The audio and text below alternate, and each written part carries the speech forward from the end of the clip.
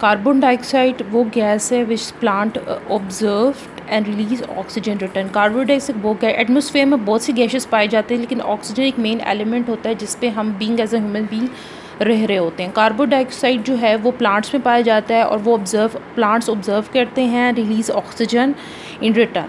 एक ozone layer होती है जो सन की अल्ट्रावायलेट रेज जो होती हैं उनको प्रोटेक्ट करती है और हम तक सूरज की रोशनी पहुंचाती है, ठीक है, वो ओजोन लेयर होती है। इसके 3 एलिमेंट्स मैंने बताए हैं। पहले में होता है ऑक्सीजन, सेकंड में कार्बन डाइऑक्साइड एंड थर्ड में मैंने आपको बताया है ओजोन के बारे में, ठीक है। ये आप पिक्चर देख रहे हैं और इससे आपको अंदाज़ा हो जाएगा कि ये किस तरह लेयर्स ऑफ एटमॉस्फेयर पाए जाते हैं। उसके बाद मैंने बताया लिथोस्फेयर। लिथोस्फेयर वो सरफेस एरिया होता है जिस पे ह्यूमन बीज रह रहे हैं, ठीक है। The surface area of earth is about 5-10 million square kilometre. About 29% of this area is comprise of land. 29% जो एरिया होता है वो लैंड पे कॉम्प्रोमाइज़ करते हैं, इसको कहते हैं हम lithosphere. It is the portion on which the man lives, और ये वो एरिया होता है जिस पे ह्यूमन बींग्स रह रहे हैं, ठीक है। अच्छा, उसके बाद आ जाता है लिथोस्फेयर के बारे में। What is lithosphere? लिथोस्फेयर एक वो एरिया होता है जिसमें ज़्यादातर पहाड़ और मिनरल्स पाए जाते हैं, ठीक है। Lithosphere is comprised of different types of rocks in which minerals are found. Human beings utilize these minerals for industries. उसके बाद आ जाता है हाइड्रोस्फेयर।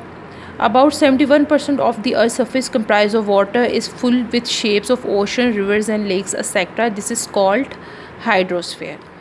हाइड्रोस्फेयर वो एरिया होता है जिस पे ज़्यादातर पानी पाया जाता है। Human beings get fish from the hydrosphere. It is a hydrosphere from where the water vapours enter the atmosphere by the process of evaporation. These water vapours turn into clouds by the process of condensations and procedure rain which is benefited for all the forms of life on earth, ठीक है। उसके बाद पाया जाता है biosphere जिस पे plants, animals और ह्यूमन बींग सर्वाइव कर रहे हैं। It is dependent on the other 3 sphere, और ये लेयर वो वाली लेयर होती है जो बाकी 3 लेयर्स पे डिपेंड कर रही होती है। कुछ समझ आया? सबसे पहले मैंने आप लोगों को एटमॉस्फेयर के बारे में बताया कि एटमॉस्फेयर वो लेयर होती है जिस पे ह्यूमन बींग सर्वाइव कर रहे हैं।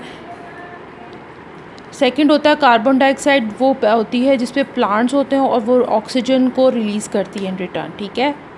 प्लांट्स में कार्बन डाइऑक्साइड पाया जाता है। उसके बाद मैंने थर्ड बताया आपको ओजोन के बारे में। ओजोन वो लेयर होती है which shields our earth from the dangerous ultraviolet rays. Ozone वो लेयर होती है जो अल्ट्रावायलेट रेस को प्रोटेक्ट करती है।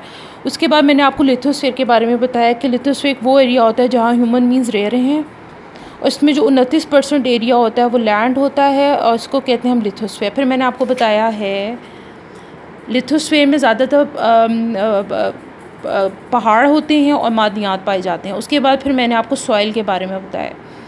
फिर मैंने हाइड्रोस्फेयर के बारे में बताया कि हाइड्रोस्फेयर में ज़्यादातर पानी पाया जाता है, ठीक है। Human beings get fish from the hydrosphere. और बायोस्फेयर वो लेयर होती है जो बाकी 3 लेयर्स पे डिपेंड करती है।